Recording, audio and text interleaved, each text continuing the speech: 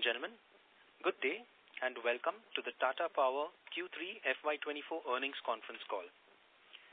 As a reminder, all participant lines will be in the listen-only mode. There will be an opportunity for you to ask questions after the presentation concludes.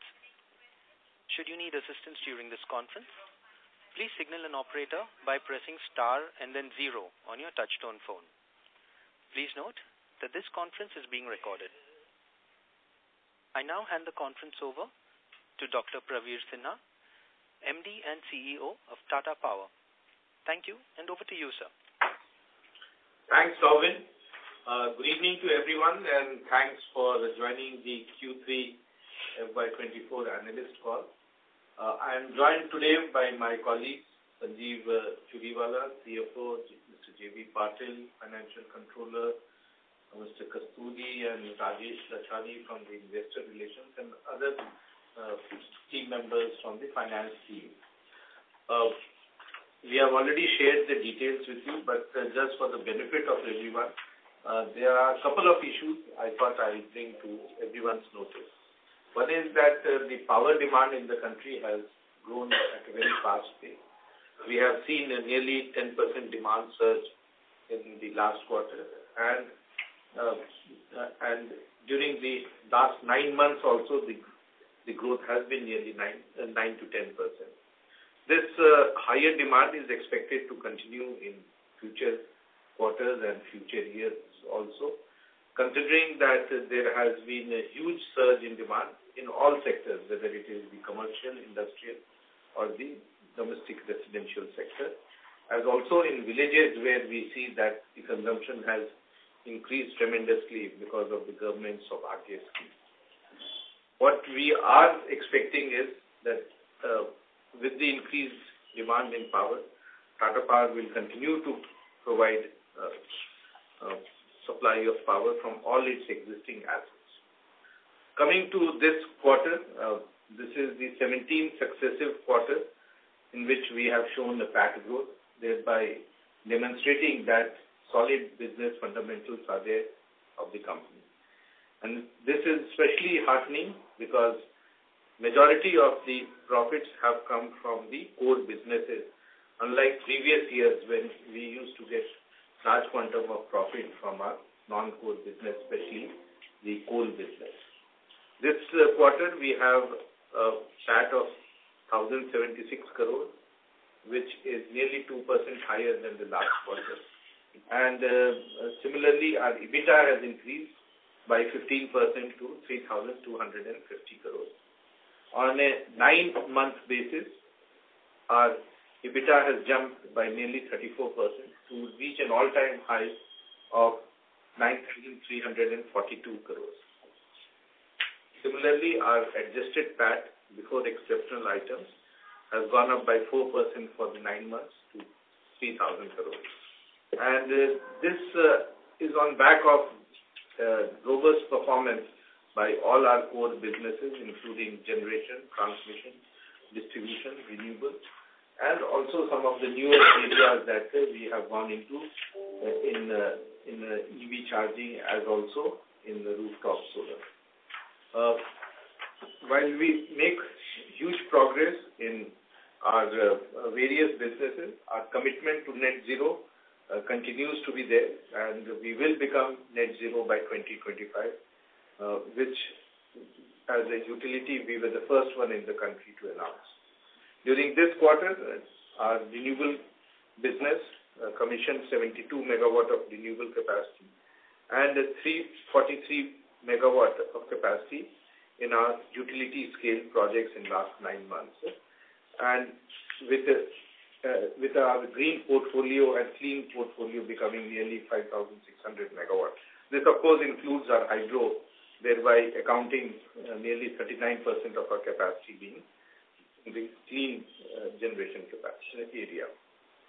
We have one number of projects during this quarter, namely the 1316 megawatt of RTC project. And this is the first RTC project that we have won from SJVN, which is a combination of solar, wind, and battery storage. And with this, our project pipeline has become 4,752 megawatts. Over and above our existing 4,200 megawatts, we'll have nearly 9,000 megawatts of projects, renewable projects, which we would be setting up. With all this, we do expect that in next quarter, we should be in a position to cross 10,000 megawatts of renewable projects and move to nearly more than 50% of our capacity coming from renewable sources. Our solar EPC business has again reported a very good performance during this quarter, both in terms of revenue and EBITDA, as also our utility solar business, where nearly orders of 612 megawatts worth 2,849 crores has been received in this quarter. Rooftop business continues to see excellent traction with nearly 146 megawatts installed and nearly 87 megawatts of orders won in Q3. During the last 9 months, we have installed 350 megawatts of rooftop solar. And why I'm emphasizing this is considering that Government of India has recently announced that 1 crore houses will be provided with the rooftop solution. Once the details are out and we know exactly what sort of capacities is being envisaged, we expect a capacity addition of nearly 30 to 40 gigawatts of rooftop opportunity in the next 2 to 3 years. And that's where I think Tata Power will play a very, very important role going forward. In all our renewable businesses, we have seen huge amount of growth, and we do expect that this trend will continue in the future quarters also. In our manufacturing plant, out of the 4.3 gigawatt of solar cell and solar module, the 3 gigawatt of solar modules have been commissioned, and the manufacturing has started at our plant. And the 4th gigawatt of module manufacturing will start in next 2 to 3 weeks. Similarly, on our 4.3 gigawatt of cell line, the first cell is expected to be out in the month of April, and the plant should stabilize to the full capacity by June, July. We do expect that going forward there would be large number of projects, including the rooftop solar project of the government, the 1 crore that has been announced, which will use local made solar modules, and thereby we will have great opportunity going forward to meet the production that comes from this plant. During this quarter, we have energized 412 public EV chargers, and with this, our total number of EV chargers which are operating, installed is much higher, is operating is 5,300. And this is also on back of nearly 73,000 of home chargers and 690 of bus chargers which are operating. We have recently tied up with Indian Oil Corporation to use their outlets to put nearly 500 of fast and ultra-fast EV chargers at different locations.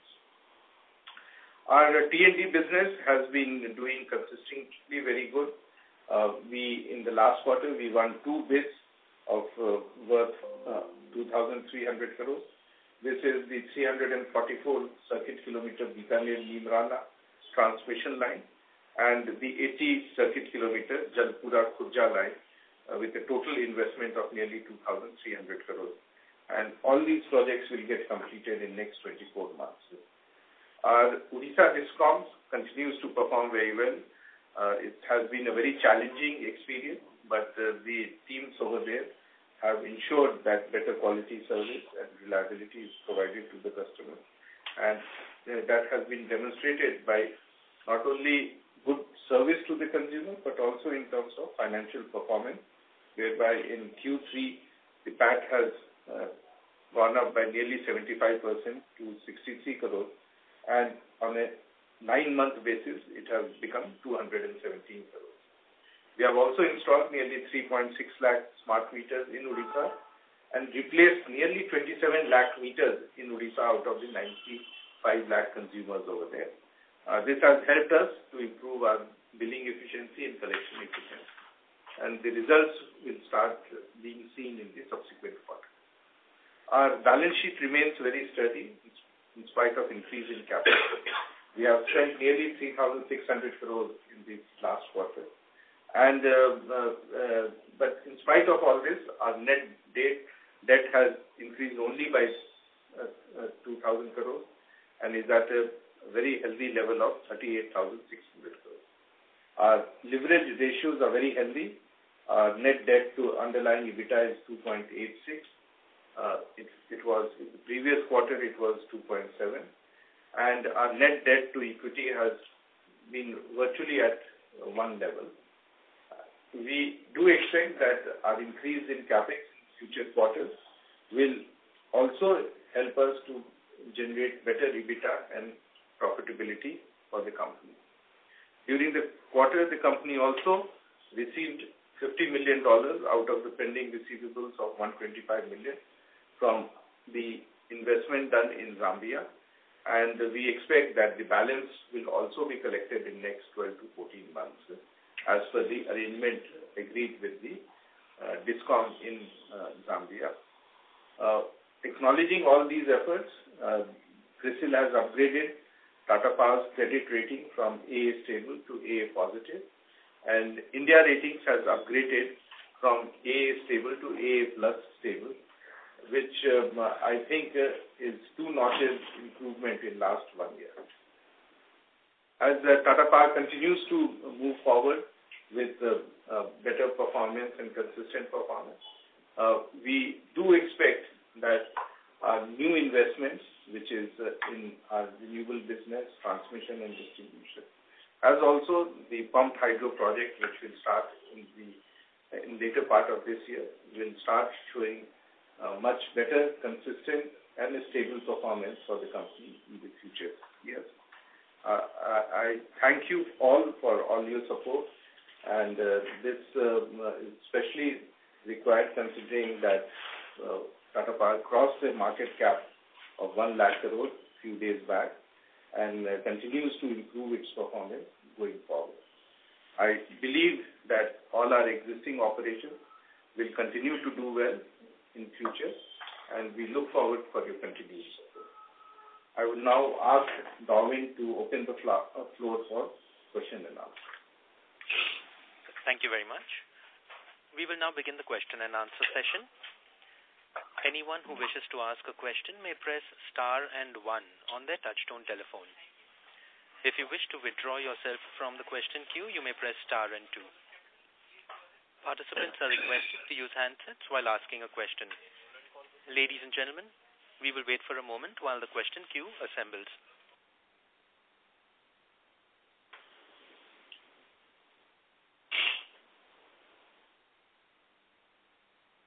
The first question is from the line of Sumit Kishore from Axis Capital. Please go ahead. Good evening, sir. Thanks for the opportunity. My first question is, over the past 1 year, Tata Power has commissioned about 353 megawatt of RE capacity. What is the expected phase out of commissioning of close to 4.75 gigawatt renewable project pipeline here on? How much is expected in FY25, FY26 separately?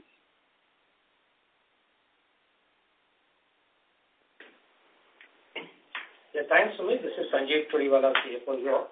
As you rightly said, when we look at our YTD commissioning is 353. Normally, we do a big commissioning towards year end. So the last quarter is supposed to be a big quarter for us, where we would expect another 250 to 300 megawatt of commissioning happening. But looking at our current bid, which is in the pipeline, while we are still working on our overall strategy, but looking at our date of commissioning in 25, we could commission anything between 1.5 gigawatt to 2 gigawatt, maybe closer to 2 gigawatt. And in the subsequent years from the existing pipeline, another 2 gigawatt plus will get commissioned. As you would have seen, the numbers as of now is smaller. That's because it was a strategic decision that we took many months back, given the very high sales and module prices, to defer some of the projects so that the sales and module prices could bounce back to normalcy. Luckily, that strategy has worked, And as you are aware, that the prices of cells and modules have come down, and to that extent, we are back in profits in many of these projects that we are executing now. Sure. So related question now, with the cell and module prices having collapsed, and you are at the brink of commissioning your expanded cell and module capacity. Would it make sense to use this output for utility scale projects in India at present without implementation of ALMM? And what are the margins that you could expect to make on the manufacturing side in FY25 as you ramp up your manufacturing capacity? So, as you are aware, that the ALMM will kick in from 1st April. So, many of the projects where they were given the concession till 31st March, if they have not got completed, they will have to only procure Indian-make modules. So that's where our benefit is there, though the international prices have crashed.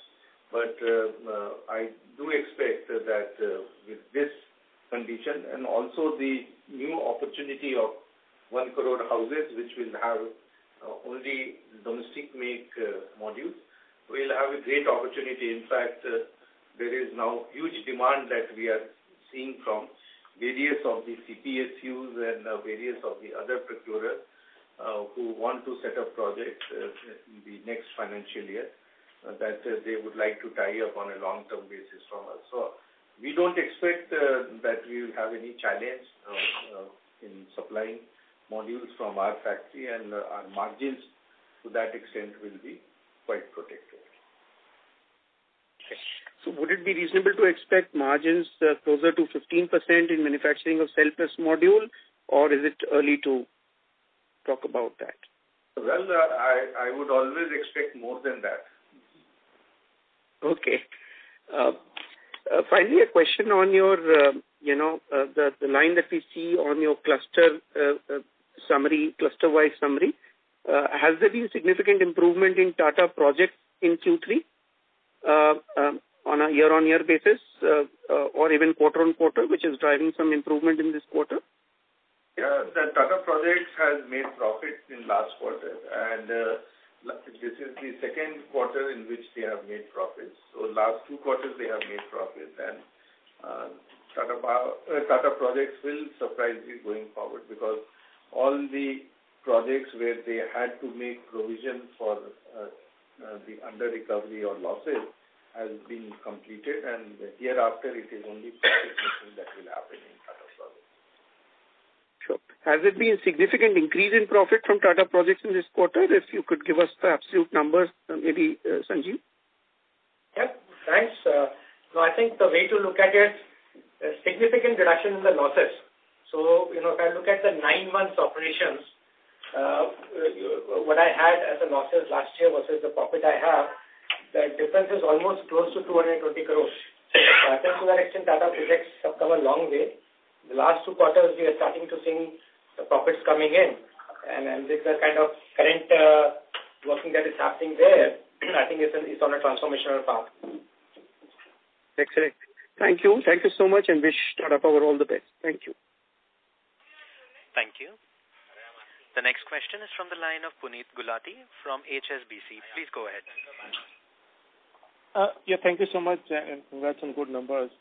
My question is with respect to the future commissioning for Tata Power Renewables. Since ALMM will come in place, what kind of module price do you expect post 31st March 2024? I'm sure you would have tied up for those already. If you can give some color on the module prices there. I can't do prediction of module prices, what will happen, but I can only tell you that there will be huge demand for domestic make modules after the ALMM kicks in from 1st April. So I think the commissioning of the plant has happened at the right time, and we will have a huge upside because of the market demand that will take place. Look, from the Tata Power Renewables perspective, the consumer of these modules, where you intend to commission 1.5 to 2 gigawatt, has something been tied up for FY25? Yes. So Puneet, the other way to look at it is, in our renewable business, when we look at our large-scale utility business, we already have 4.8 gigawatt of project under pipeline. So significant, and this pipeline consists of all the various bids that we have won. So when we look at the sales of the module prices considered in the bid versus our cost, they will definitely have margins over there.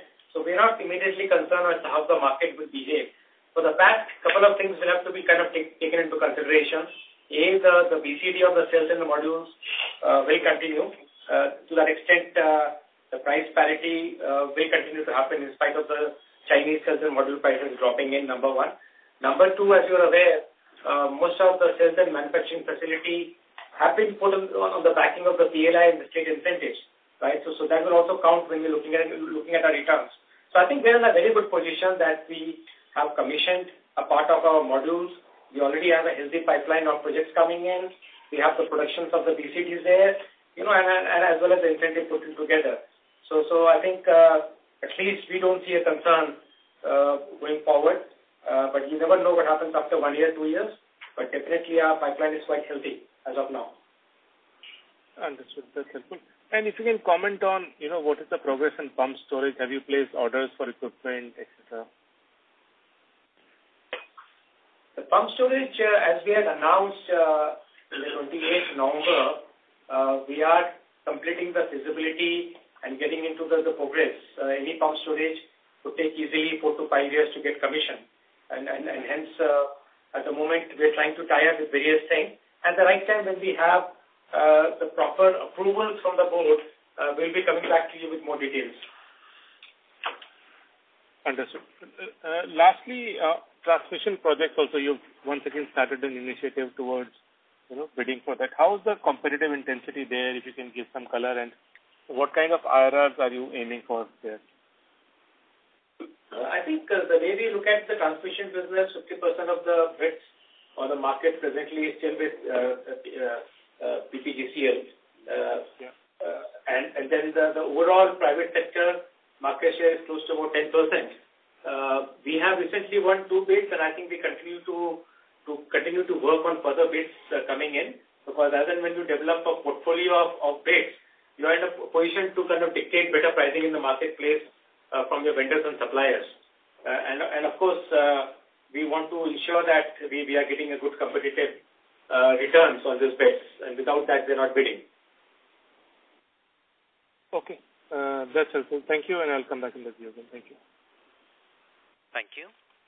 The next question is from the line of Subhadip Mitra from Nuvama. Please go ahead. Good evening, and thank you for the opportunity.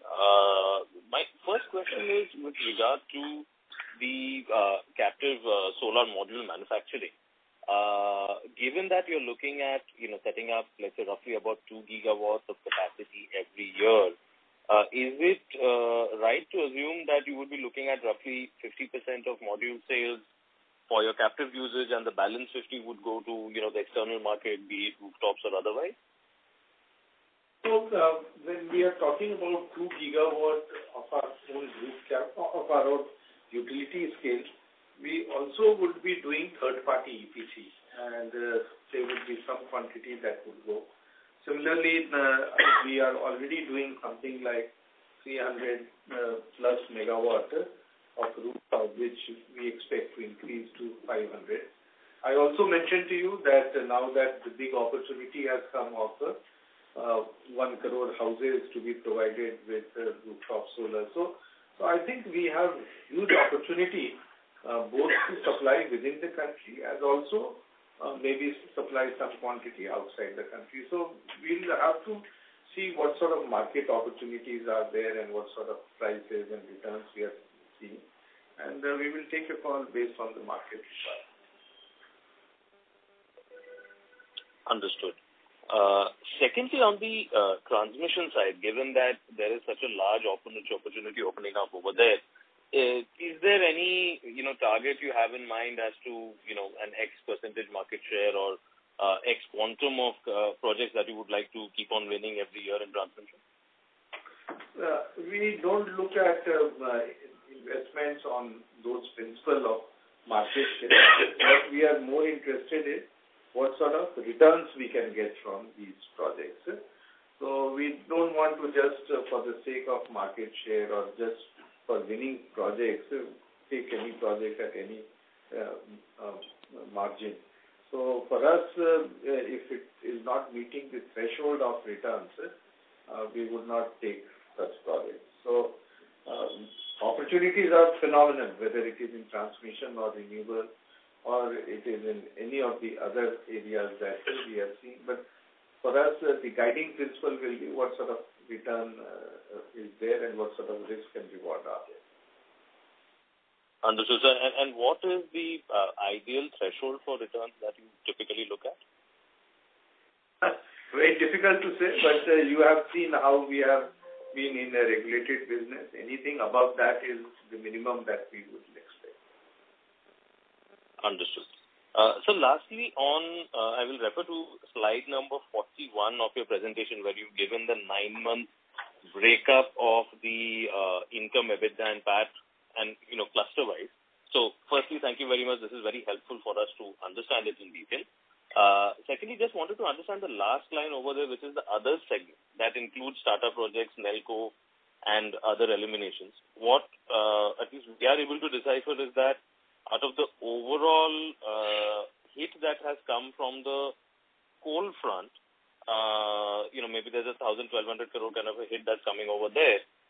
So while the renewables and the transmission pieces have all contributed maybe 300 crores and offset that hit, there is a large benefit that is coming from that other piece, almost about 1,000 odd crores. And maybe 225 crores of that is Tata Projects, as you mentioned. If you can throw some more light on this, because that's a very large piece of difference.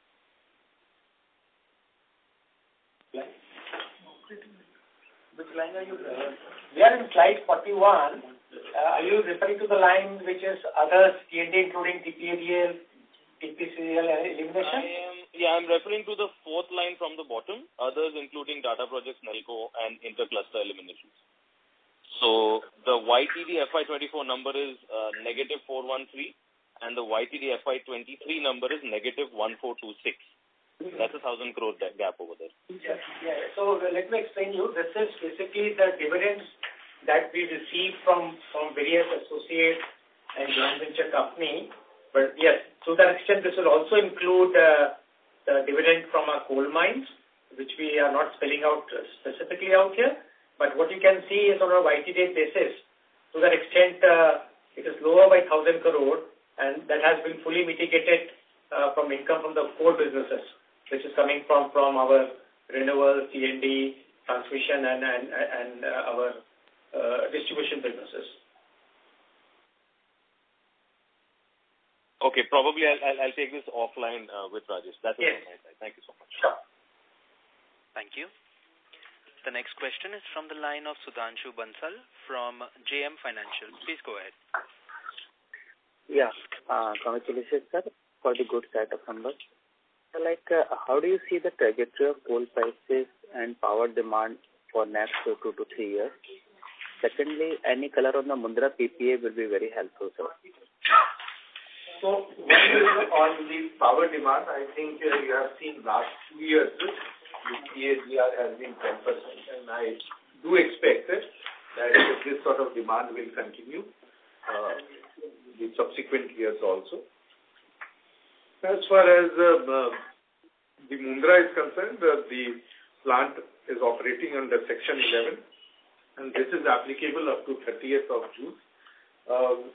We are in active discussion, but since the Section 11 is already in force, there has been a little bit of delay in finalizing, because this will eventually be applicable post the Section 11 period gets over. So we do expect that something on similar lines will get finalized much before the Section 11 period gets over. And sir, about the coal prices? Well, the coal prices is very difficult. I don't think there is anyone who can predict what the coal prices will be there. But what we have seen in last 6 months is that the coal prices have stabilized, and it is expected to be in the same range, provided there are no other geopolitical changes that takes place globally. Okay. Thank you, sir, and best wishes for the continued good performance. Thank you. The next question is from the line of Apurva Bahadur from the Tata Power Company Limited. Please go ahead. Hi, sir. This is Apurva. Sir, wanted to understand this dividend from ITESI. I think 416 crores we have recognized. Is it one time, and what sort of cost is payment? Yes, sure. I'll take this question. Just wanted to understand, you're from which company? Our system is not showing this. I'm from Goldman Sachs. You're from Goldman Sachs, okay. Luckily, it was showing that you are our employee in the system. Yeah.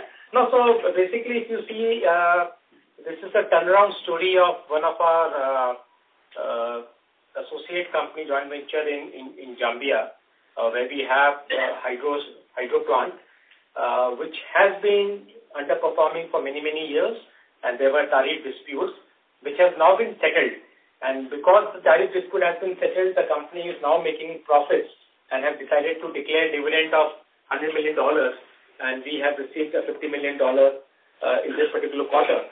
But that profit, which is reflected on the PAT as 311 crore, is more than less than offset by the one-time gain also that we had because of Section 11 in the same quarter last year. So net is about 30-odd crore. So it is not really impacting to the extent the bottom line. Right, sir. No, I wanted to understand that will this be a recurring feature, this 416 crore benefit? Or what's the annual PAT of ITESI typically now that the tariff dispute is settled? So let's put it that way, that given that this is an accumulation of the profit which they are now distributing, of course we received a bigger number. But this company is capable of declaring a dividend, a yearly dividend of maybe $25-30 million going forward. So yeah, we would think that there would be some recurring income coming through every year, but this company has just revived, right? So we are kind of at the moment crossing the let us see how the performance shapes up to be able to give you a very confident answer. Maybe 4 quarters down the line, we'll have a better comfort. But the good part is this company, where we were not kind of looking at any cash flow coming through, have been revived, and at least we are receiving a $50 million. To that extent, of course, the company's return profile improves. Right. So second question is on the pump hydro projects. Wanted to check at what stage are we in terms of CEA approvals? Has the DPR been concurred and all the approvals in place? So all the documents have been submitted, whether it is for DPR or for the environment clearance and all. And these are going through various motions of approvals in various departments. So we do expect that by first quarter of next financial year, we'll have major approvals. And hopefully in the later part of this year, maybe by third quarter of the next financial year, we will be in a position to start work. Sir, by CY25, around mid of CY25, we expect to start work, and then it will take another 4-5 years. So I believe I saw in the PPT sometime 27, 28 is what we are guiding for the commission. Yeah, we are trying to stick to some sort of similar timeline. So are we beginning work before we are getting all the approvals and civil work and all? No. We'll start work only after we get all the approval, and that's why I'm saying that maybe in the last quarter, the third quarter of FY25, we will possibly start work. Okay. Sir, and for these pump storage projects, how much of capacity is tied up for group captives with the Tata Group? Any color on that? Those are still being discussed, and we'll figure it out. Sure, sir. Last question on this module manufacturing. If you could share the cost structure, what's our final cost of production for these modules, or how much closer are we to the Chinese prices without the duties and with the duties as well? As I mentioned to you, these modules are on a different footing altogether compared to what prices you see in other countries, because this is the DCR, and any module that comes from outside, there is a customs duty, and also they are not approved in the list of module manufacturers. So this has to basically cater to the local requirement within the country, and we need to do the pricing based on that. So what would be our cost? Those details are being worked out, and once we are ready with that, we'll possibly next quarter be able to give you some idea. Sure, sir. Thank you so much. All the very best. Thank you. Thank you. The next question is from the line of Satyadeep Jain from Ambit Capital. Please go ahead. Hi, thank you. Just one question on the pump storage. If you are close to starting construction in the next few quarters, and let's say if you don't sign up the capacity before you start construction, as you look at financing, I understood previously banks were somewhat unwilling to lend to untied RE capacity. Is that for pump storage, if you do start construction before tying up, raising finance, is there any challenge on that front? Just wanted to understand how do banks lend on these projects? So what we are seeing is that there is a huge amount of bids which are coming up. In fact, at next few weeks and months, we are expecting nearly 6 to 7 gigawatt of bids which are coming, which are the FDRE bids. So we are seeing huge demand. There is also huge demand from industrial and commercial users where they are looking at 24/7 power. And this will be a packaged power of solar, wind and pump storage, so as to give 24/7 availability of green power. So we do not expect that we will have any challenge in tying up this quantity of power. So just wanted to understand, you'll basically tie up this entire 2.8 gigawatt before you start construction, right? That's Not what you plan. Not necessary. We'll take a call on that. So let's see how the market evolves. But yes, some quantity will definitely get tied up, but maybe not 100%. Okay. Thank you. Thank you. The next question is from the line of Aniket Mittal from SBI Mutual Fund. Please go ahead. Yes, so firstly on the TPREL side, when I look at the 9-month numbers, excluding other income, the EBITDA margins are at about 77%, which really has been on a downward trajectory despite, capacity additions that we've been doing.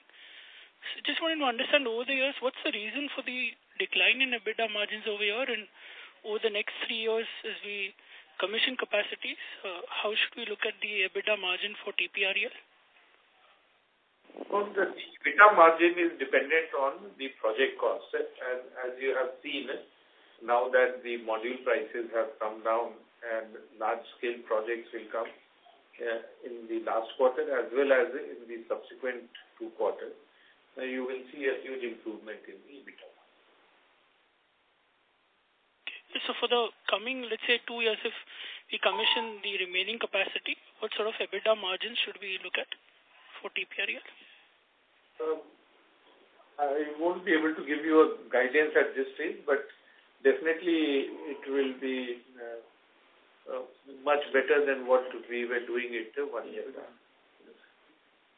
So I think if you look at this business and also generally as an industry, the EBITDA margin would be in the range of 75-80%, given that this has a mix of both solar and wind. And this particular quarter, normally third quarter, the wind is always low in terms of the generation. But yeah, what we feel is once we go live with our cells and modules and with all the projects that is in the pipeline, this will keep on improving in the coming quarters. Deliberately, as of YT date, as I said in the earlier discussions, that we only have commissioned 363 megawatt, and of course to that extent the fixed cost absorption did not happen that much. But in the coming quarter, we will have further commissioning happening, and the bigger commissioning will happen in the first 2 quarters of the next year. So you will see sequentially the improvement coming in. Okay. And in terms of commissioning, I think you mentioned 1.5 to 2 gigawatts for FY25. How much would come in FY26? Given our current bid pipeline and the COD commissioning, definitely as of now, we would expect another 2 gigawatt to come in, and if we are able to win something more in the coming quarters, this can go up to 3 gigawatt. But yes, definitely 2 gigawatt is for sure that we will be commissioning in 26 also. Okay. And on a medium to long-term basis, what's the optimal capital structure that you're looking for in terms of, let's say, the debt to equity or debt to EBITDA? It's a very complicated answer because, again, you have to think about whether you're looking at a console level, are you looking at the specific platform level? Because at a platform level, when you look at the... Sorry? At a consolidated level? Yes, at a console level, presently our debt to equity is about 1 time, right? And with all our plannings, we don't think that will go anything beyond 1.5 to 2 times in the near future, right? But at the entity levels, when we plan the bids, the ratios will be different. But finally, what we do intend to ensure that with all our non-core that we keep on selling from time to time, equity raise, if at all that has to happen, we keep our debt to equity definitely below 2. Okay, fair. Lastly, in the 4.8 gigawatt of under construction projects, how much of it is wind? We will have to call that out if you know that. That number is there. It's there. I'll get some slide. Slide number 9. Yeah. If you could go to slide number 9, you will have the breakup of that. Slide number 9. Yeah, you can have a look at it. Okay. Okay. Fair. Sorry, this slide actually includes hybrid as well, right? Which would also have a wind component in it. Yeah. Yeah. So if I were to take the wind component in the hybrid as well, I just want to understand how many wind capacity of wind that you have under construction right now, including the component in hybrid. So we'll be able to share that with you. We'll give you that. So, yeah. But I think it's better to look at it, when we are bidding for solar separately and for wind separately. But when we bid for the hybrid and also for the RTCs, it's a various combination that we need to do for solar, wind, and battery, right? So unless we'll have to look at it in that sense and as a combined sense, because the installed capacity and the PPA capacity will also differ. So my urge to all of you would be not to break up that, otherwise it will become more and more complicated. Okay, I'll probably look to get that offline. Yeah, thank you. Yeah. Those are my questions. Yeah. Thank you. The next question is from the line of Anuj Upadhyay from Investec. Please go ahead. Yeah, hi. Thanks for the opportunity. Sir, first question relates to your standalone business. So the decline in profitability, is it purely because of lower dividend income or there's some other factor as well? Because our sense was the Mundra under recovery would have gone significantly due to Section 11. But in spite of that, the profit is down to nearly 1/3. Yeah, so basically the profits that we get from our coal mines have significantly come down, and that is what is contributing to a lower standalone. But, for us, it's always looking at the consolidated picture. Okay. And your margins across the EPC continue to remain quite volatile. This quarter, we are back to close to 5% kind of a margin. Last quarter, probably, you have given a guidance that a low margin order book is more or less been, the execution has been complete. So now we would be executing projects where margins are relatively at closer to a double digit or somewhere in the range of 7 to 9%. So any comment on that, sir? Are you talking about the EPC margin? Yeah, EPC one. Yeah. So the EPC margin, our targeted margin is close to 5%. But as you're right, the market have been very, very volatile, especially because of the commodity prices, FX, sales, modules. It is now stabilizing, and we think with the current bidding pipeline, we can still targeting that 5% kind of EPC margins. So this applies even to our current order backlog, order book. Over there as well, we are targeting close to 5 to 6% kind of an EPC margin. We're talking about PAT margin of 5% on the EPC business, that's correct. But of course, that is what we're targeting it. It could be a little higher or lower depending upon how things move. But, when we do a particular bidding, we kind of target a EPC margin of 5%. Okay. And any possibilities, sir, where Mundra can participate in the open market?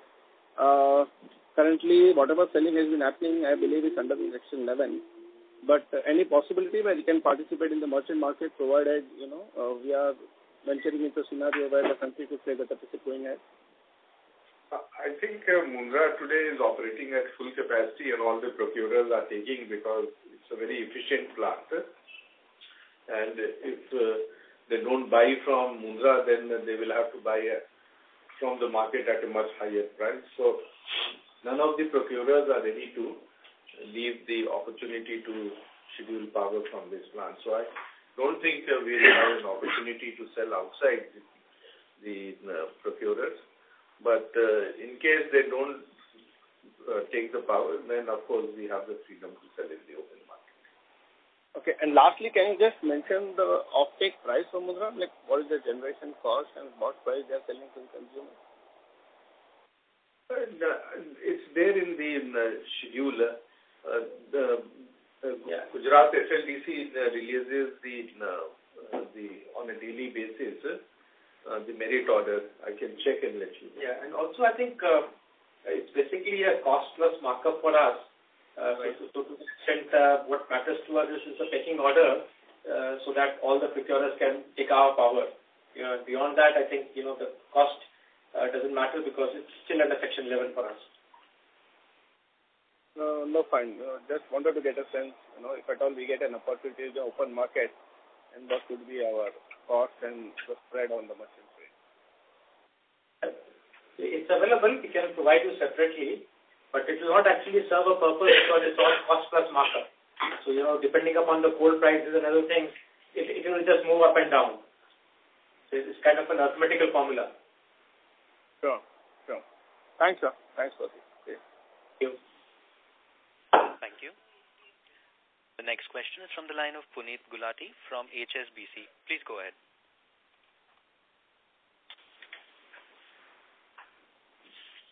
Yeah, hello. Yeah. My question is on your EV charging business. There was are you aware whether Tata Motors is also engaging into EV charging business, and how does that fit into the collaboration with Tata Motors? So, I've not heard about that we cater to full Tata Motors requirement, whether it is for the four-wheelers or it is for buses or so I don't know of any other opportunity that Tata Motors is working on EV charging. All their present requirement, whether it is for home charging, public charging, bus charging, fleet charging, is being done by us. Okay, that's very good. And secondly, if you can comment a bit on the profitability even on a Y&Y basis was a little weak for the renewables business despite adding significant capacity. How should we think of it? Is it a function of part utilization, higher depreciation? How should we think of that? So what happens, as Sanjeev mentioned, that it's very difficult to do on a quarter-to-quarter basis because there are certain periods in the year, in certain quarters, when you have better radiation and you have better solar generation. Similarly, there are certain periods during which you have better wind speeds and better wind generation. So I think you need to do it on a 12-month basis rather than just trying to do on a quarter-to-quarter basis. Okay. So what was weaker this time, the wind part?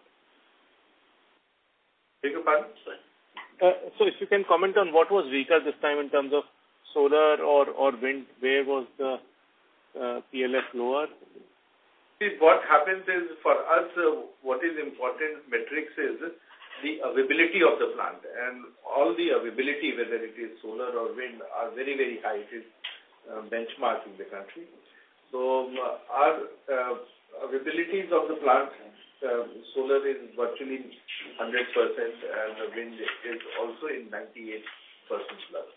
Secondly, we have shared what is the PLF for the solar and wind. It's in slide 49, you can see it.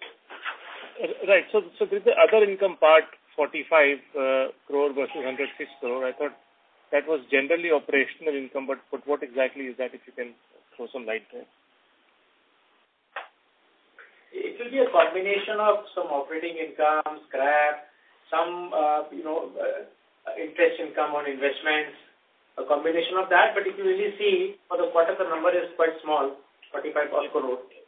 Correct, versus 106 previous quarter. So. Yeah. Okay, fine. Thank you so much. Yeah. Thank you. The next question is from the line of Mithil Buva from unlistedindia.com. Please go ahead. Yeah, thank you for the opportunity. Coming to slide number 40, if I see Mundra Coal and Shipping, the profits are down from 924 crores to 89 crores. Now, just to understand, because of the lower coal prices, the profits are down, right? Yeah, that's correct. And so Mundra is just a cost pass-through, which means that we are not benefited by the lower coal prices. No, so yeah, in a way, whatever coal we are procuring, that plus cost plus the markups that is passed through. The drop in coal prices to that extent doesn't benefit. It's kind of more on a rolling basis. Yeah, but on an annualized basis, you're right. But then what matters to us is the contribution that comes from coal mines, which is a PAT contribution. That has significantly dropped. As a result, you see overall lower profits from thermal generation, coal and hydro.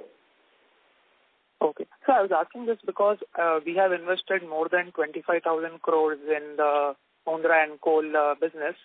And if the profits are to remain at this level, then we won't generate sufficient cash profits to repay our debt, right? That's the concern, actually. See, you need to look at it that from a loss making today, we are not. Yes.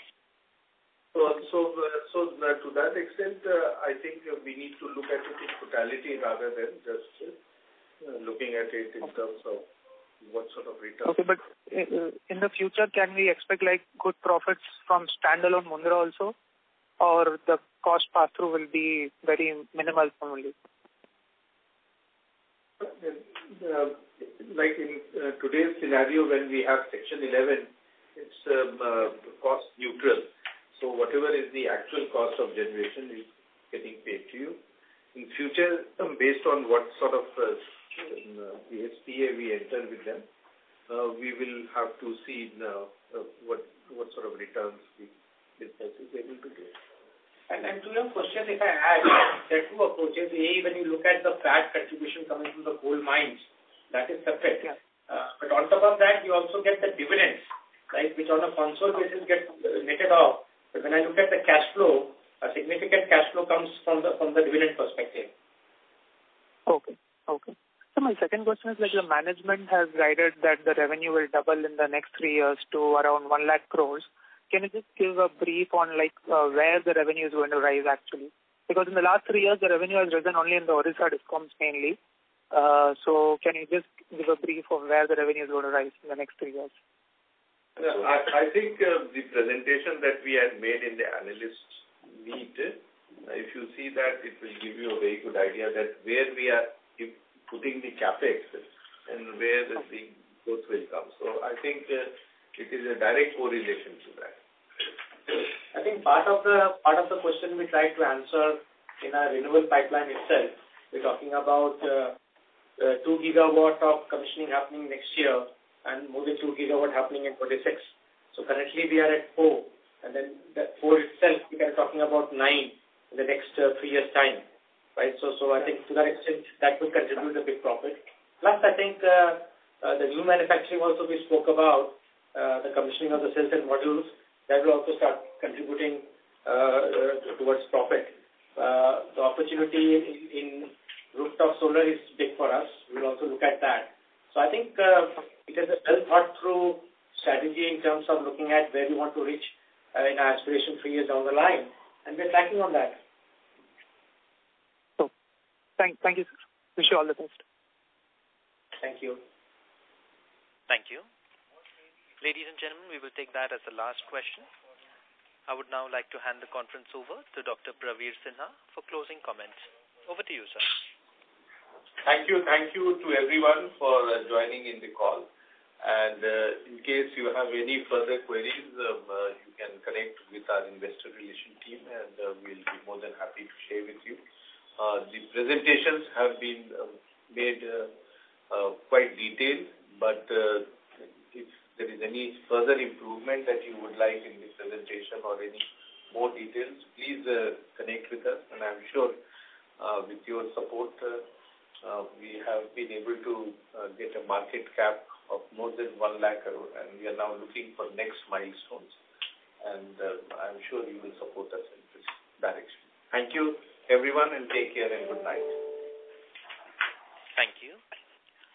On behalf of the Tata Power Company Limited, that concludes this conference. Thank you all for joining us. You may now disconnect your lines.